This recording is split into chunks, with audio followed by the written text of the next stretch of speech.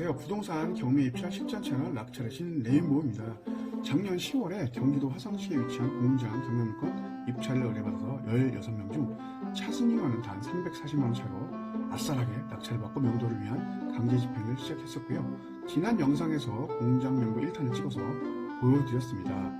오늘은 공장 명도 1탄에 이어서 2탄을 보여드리겠습니다. 지난 영상 1탄을 간략하게 정리를 해드리자면 소유자 겸 채무자가 현재 공장 운영을 하고 있지 않고 공실이지만 소유권을 취득하였다고 해서 마음대로 문을 따고 열고 들어갈 수 없기 때문에 인도명령에 의한 강제 집행을 신청하였고 지난 1월에 1차 집행이 있었습니다.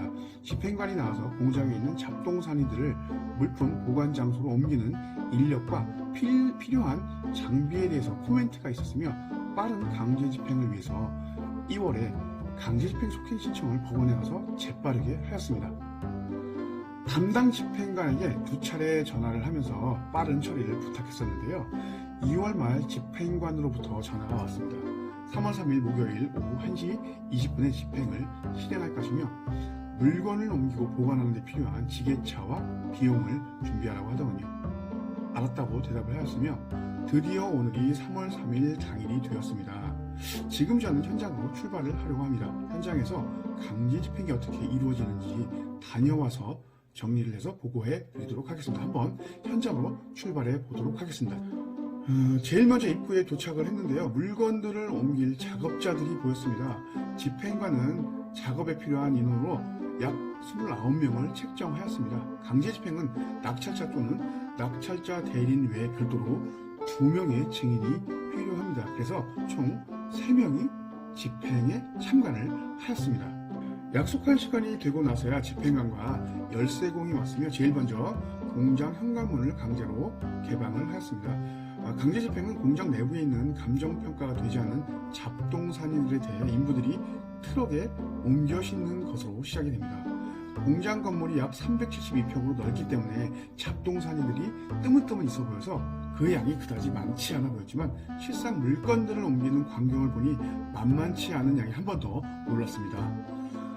물건을 옮기는 작업자들은 비교적 경험이 많은 사람들인 듯 했습니다. 일사불란하게 움직였으며 약 2~3시간 안에 마무리를 하려는 듯 보였습니다. 물론 재빠르게 움직이시고 열심히 하고자 하시는 모습들은 긍정적인 부분이지만 2시간 내에 짧은 작업시간 대비 일당 12만원은 과한 측면이 있다는 생각이 듭니다. 집행관의 의견으로 견적이 책정되지만 집행관 사무실에 의견 조율을 할 수 있을지 또는 할 수 없을지에 대해서는 현장에서 직접 강제 집행을 하는 상황을 경험하지 않는다면 알 수 없으므로 조금은 비용에 대한 부담이 있는 것은 사실입니다. 그리고 조심해야 할 부분이 또 하나 있습니다. 이날 잡동사니를 옮기는 트럭이 총 7대나 투입이 되었습니다. 작업을 하던 인부 중에 한 명이 트럭에 물건을 더 실을 수 있는 공간이 아주 충분히 남아있음에도 불구하고 트럭짐 칸의 문을 빨리 닫으라고 하다가 우리 측 증인에게 딱 걸린 겁니다. 트럭을 더 불러서 수익을 더 취하려고 하는 부분이었습니다. 그러니까 그들끼리 일종의 커넥션이 있는 부분에 대한 상황을 저에게 딱 걸린 거죠. 이 부분에 대해서 강하게 컴플레인을 하였습니다. 그리고 더 꼼꼼하게 체크를 하게 되었습니다. 우리나라 법원이 관할하는 경매에서 이러한 상황이 발생하는 부분은 어제 오늘 일만은 아니라는 판단입니다. 혹시라도 이 영상을 보시는 분들도 강제 집행을 하시게 된다면 꼼꼼하게 지켜봐야 한다는 점을 강조드리고 싶습니다. 아무튼 감정이 되지 않은 잡동사니들은 물품 보관소에 보내지고 따로 동산 경매를 진행하게 됩니다. 공장 경매를 하다 보면 비교적 고가의 기계가 감정이 돼서 낙찰자의 추가 수익으로 연결되는 경우가 있습니다. 이번 경매의 경우가 그런 경우인데요.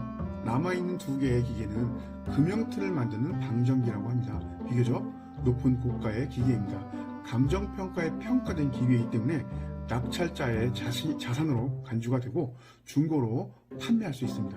중고 기계를 취급하는 업체에 견적을 의뢰하였습니다. 이날 2곳의 업체를 불렀으며 이 중 조건이 좋은 업체에게 판매를 하는 것으로 가닥을 잡았습니다. 예상컨대 정확하지는 않지만 몇 천만 원 정도의 수익이 발생되지 않을까 판단이 됩니다. 이 기계는 강제 집행 후에 판매가 될 듯 합니다. 지금 현재 집행은 작업 시작한 지 거의 2시간 만에 작업은 마무리가 되었습니다.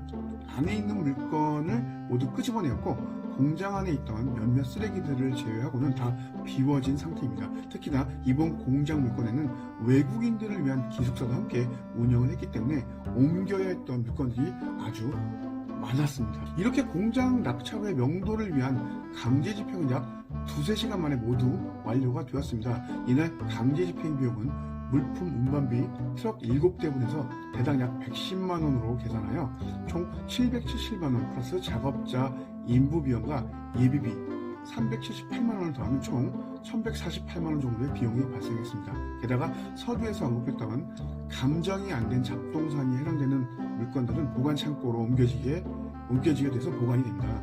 그에 따른 운반비와 보관 비용은 전 소유자가 지불하는 것이 원칙이지만 부도로 공장이 경매에 붙여진 마당에 그 물건들에 대해 비용을 지불하고 가져가지는 않습니다. 그렇다고 낙찰자의 소유도 아니기 때문에 마음대로 팔거나 소유할 수도 없습니다. 따라서 이러한 경우에는 강제 집행이 끝난 날로부터 일주일 후에 유체동산 경매를 신청해야 합니다. 유체동산 경매를 신청하면 최종 3개월을 전후하여 동산 경매가 진행되지요. 물론 트럭 7대분의 물건이며 그중 돈이 되는 물건도 있지만 쓸모없는 물건이 아주 대다수입니다. 또한 물건 하나하나 경매로 진행되는 것이 아니라 7대분 모두 일괄 매각으로 진행이 됩니다. 그러니까 너무 많은 양의 물건을 낙찰받는 사람이 전후무하다는 것이 문제죠. 없다는 얘기입니다. 이럴 경우 낙찰자가 매입해서 폐기를 해야 하는 게 원칙입니다.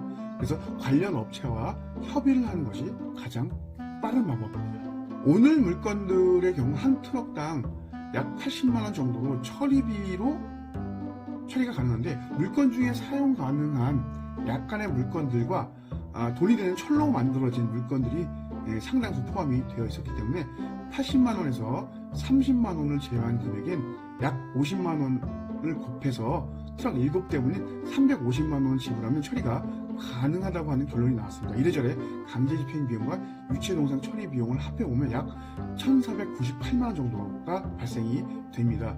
그래도 이번 공장이 좋은 부분은 위에 감정 잡힌 방정기 2개를 매각하면 집행비용을 제외하더라도 플러스 수익이 발생할 수 있다는 점입니다. 유체동산 경매를 신청을 할 때 관련되어 있는 전 소유자금 채무자에게 경매 신청 내용을 송달해야 합니다. 혹시나 나중에 본인 물건이라고 주장을 할 수 있기 때문에 경매 진행 상황을 알려주는 것이지요. 즉 경매 진행 전에 비용을 지불하고 찾아갈 수는 있지만 경매가 붙여지면 남의 물건이 되는 것입니다. 즉 낙찰자의 물건이 되는 것이죠. 결국 부동산 경매로 시작하여 동산 경매로 마무리가 되는데요.